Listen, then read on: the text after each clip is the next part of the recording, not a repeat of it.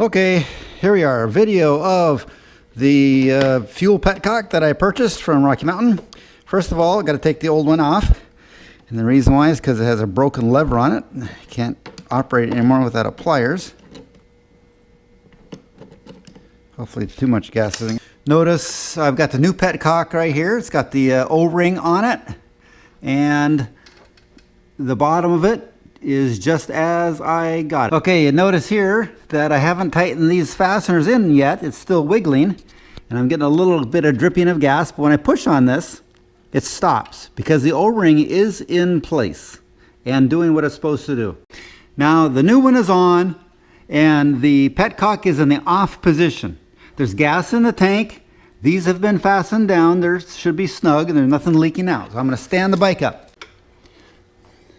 Okay, I got the new one installed, and it doesn't seem to seat very well. When I turn, every time I move this, it's going to leak. Every time I turn it on and off, it leaks. So what I thought I would do is just tighten up this fastener. And this fastener, the other back one is tight. The front one doesn't tighten up at all.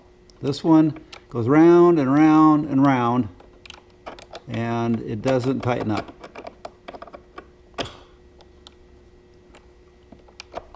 So there's threads are gone in the front one, and we got a problem here with eventually this is gonna get looser and looser and be more of a problem. And I don't know, the only thing that's holding it is that back one, and that's what's causing this thing to leak.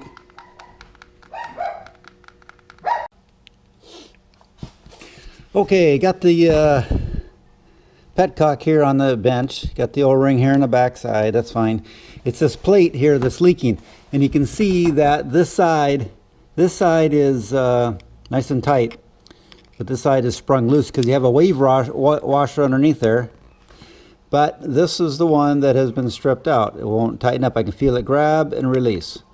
This side is the way it should be. It's nice and tight. So we'll take this thing apart now.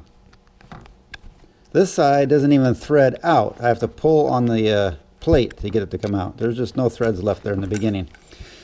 Now, let's see what happens. If I put this in there, in the hole, I can push it in part way.